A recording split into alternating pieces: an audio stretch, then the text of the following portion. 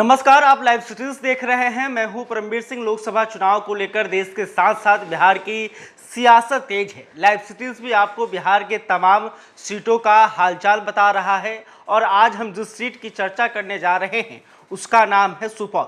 Supaul seat जो है 2008 के परिसीमन के बाद जो है अस्तित्व में आया, जिसके बाद यहाँ पर जदयू और कांग्रेस के ही सांसद बने हैं। यानी कि इस सीट को लेकर महागठबंधन में कहीं ना कहीं रार देखने को मिल सकता है, क्योंकि इस सीट पर जहां जदयू दावेदारी करेगी, क्योंकि अभी यहां से जदयू के ही सांसद हैं और इस पर कांग्रेस की भी दावेदारी है। तो इस सीट का क्या कुछ समीकरण है, क्या कुछ चुनावी आंकड़ा है, इसके जरिए इसे समझने की कोशिश करेंगे। आप पीछे देख पा रहे होंगे कि लिखा हुआ है कि सुपौल में कैसा होगा 2024 का मुकाबला, आंकड़ों से समझे। तो चलिए अभी अगर बात करें तो यहाँ से जदयू के दिलेश्वर कामत जो हैं अभी सांसद हैं।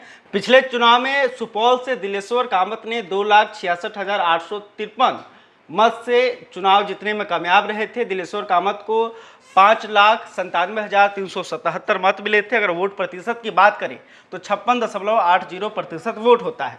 दूसरे नंबर पर कांग्रेस की रंजन थी, जिन्हें 3,30,524 मत मिले थे। वोट प्रतिशत इनका होता है 29.76%। और तीसरे नंबर पर निर्दलीय उम्मीदवार बिस्वा मोहन कुमार थे, जिन्हें 23,045 मत मिले थे। तो यहाँ पर भारी मतों से जदयू के दिलेश्वर कामत जो हैं वो चुनाव जीतने में कामयाब रहे थे। लेकिन अब बिहार की सियासत जो है पूरी तरह से बदल गया है। चुनावी जो समीकरण है वो बदल गया है, क्योंकि अब जदयू और कांग्रेस साथ में है। यानी कि नीतीश कुमार की पार्टी जदयू एनडीए के साथ छोड़कर महागठबंधन में आ गई है और पहली बार लालू प्रसाद यादव और नीतीश कुमार मिलकर लोकसभा के चुनाव में एनडीए से टकराने जा रहे हैं। तो इस सीट पर क्या होगा, यह एक बड़ा सवाल है। इसे समझने के लिए हमें 2014 के चुनाव परिणाम को देखने होंगे। 2014 का चुनाव इसलिए खास है क्योंकि 2014 के चुनाव में जो है नीतीश कुमार की पार्टी जदयू अलग होकर चुनाव लड़ रही थी, तो वहीं राजद और कांग्रेस मिलकर चुनाव लड़ रहे थे। तो 2014 में यहाँ पर क्या कुछ हुआ था ये भी बता देते हैं। 2014 के चुनाव में कांग्रेस की उम्मीदवार और पप्पू यादव की पत्नी रंजीत रंजन चुनाव जीतने में यहाँ पर कामयाब हुई थी।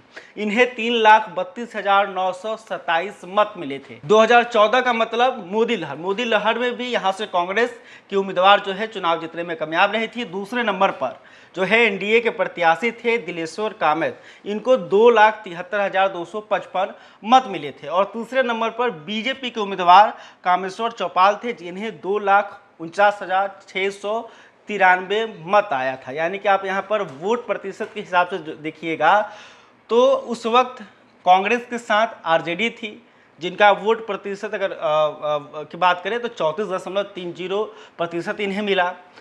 और जदयू जो अकेले चुनाव लड़ रही थी उस वक्त भी इन्हें 2,73,000 से अधिक मत मिले थे। अगर इस वोट को देखिएगा 2,73,000 यानी कि अकेले जदयू के उम्मीदवार ने यहाँ पर लाया था, जो कि बीजेपी से अधिक था। तो इस हिसाब से अगर नीतीश कुमार का जो वोट बैंक है वो ना बिखरे और आरजेडी और कांग्रेस का जो वोट बैंक है वो भी अगर साथ में यहाँ पर आ जाता है तो बीजेपी के लिए यह मुश्किल भरा सीट हो सकता है, क्योंकि बीजेपी को अभी तक इस सीट से सफलता नहीं मिली है। 2014 के चुनाव में बीजेपी ने अपने उम्मीदवार को उतारा था, लेकिन वो तीसरे नंबर पर रहे थे। तो इसलिए यहाँ पर कहीं ना कहीं अगर वोट के आंकड़ों को समझिएगा तो महागठबंधन यानी कि जिसे अब इंडिया कहा जा रहा है वो मजबूत नजर आ रहा है।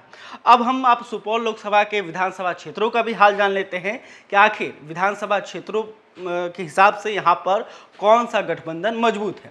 सुपौल लोकसभा में 6 विधानसभा सीटें आती हैं, जिनमें से 5 सुपौल डिस्ट्रिक्ट की हैं और 1 मधेपुरा डिस्ट्रिक्ट का सिंहेश्वर विधानसभा क्षेत्र है।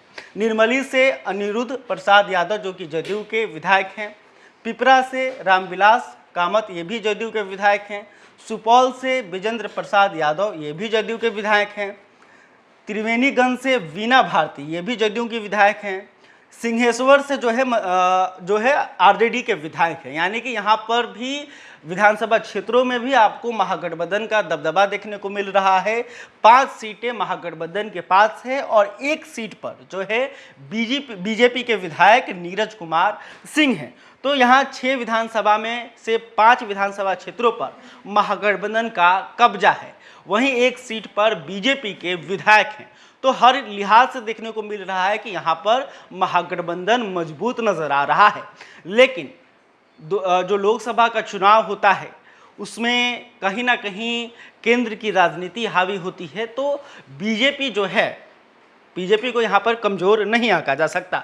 अब सुपौल के जातीय समीकरण की बात कर लेते हैं, क्योंकि बिहार की बात हो, बिहार की राजनीति की बात हो और जात की बात ना हो, ये एक तरह से गलत हो जाएगा, क्योंकि यहाँ की जो राजनीति है कहीं ना कहीं जातीय समीकरण के आसपास घूमती रहती है।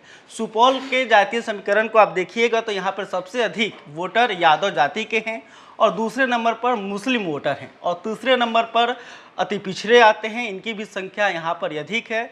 यादव मुस्लिम जो गठबंधन है अगर वो नहीं टूटता है तो यहाँ पर महागठबंधन के उम्मीदवार जो हैं चुनाव जीत सकते हैं। वहीं चौथे नंबर पर सवर्ण वोटर हैं, जिनकी संख्या भी यहाँ पे अच्छी है और ये भी जीत हार तय करते हैं। और 5वें नंबर पर अन्य जातियों के वोटर हैं। तो यहाँ पे मुख्यतः यादव, मुस्लिम और अति पिछड़े यही जो हैं प्रत्याशी कौन जीतेगा ये तय करते हैं। तो आप समझ गए होंगे कि सुपौल के जो हालात हैं वो क्या कुछ है और सुपौल के जो चुनावी आंकड़े हैं वो क्या बता रहे हैं। लेकिन यहाँ सबसे अभी जो दिक्कत है, पेच है, वो महागठबंधन में फंसा हुआ है कि आखिर महागठबंधन में यह जो सीट है वो किसके खाते में जाएगी। क्या जदयू यह सीट कांग्रेस को दे देगा या कांग्रेस जो है यहाँ से चुनाव नहीं लड़ेगी और जदयू के ही उम्मीदवार यहाँ से चुनावी मैदान में उतरेंगे। तो ये जब सीट शेयरिंग का फॉर्मूला तय होगा और जब सीट शेयरिंग हो जाएगा तब ये मालूम चलेगा कि सुपौल जो लोकसभा सीट है वो महागठबंधन में किस पार्टी के खाते में गई है। तो इसके लिए अभी आपको इंतज़ार करना पड़ेगा। बहरहाल अभी तक आपने हमारे चैनल को सब्सक्राइब नहीं किया, तुरंत कर इस खबर को लेकर, सुपौल लोकसभा सीट को लेकर आप क्या सोचते हैं कमेंट करके बता सकते हैं। वीडियो फेसबुक पर देख रहे हैं तो हमारे पेज को भी लाइक कर लें। बहुत बहुत धन्यवाद।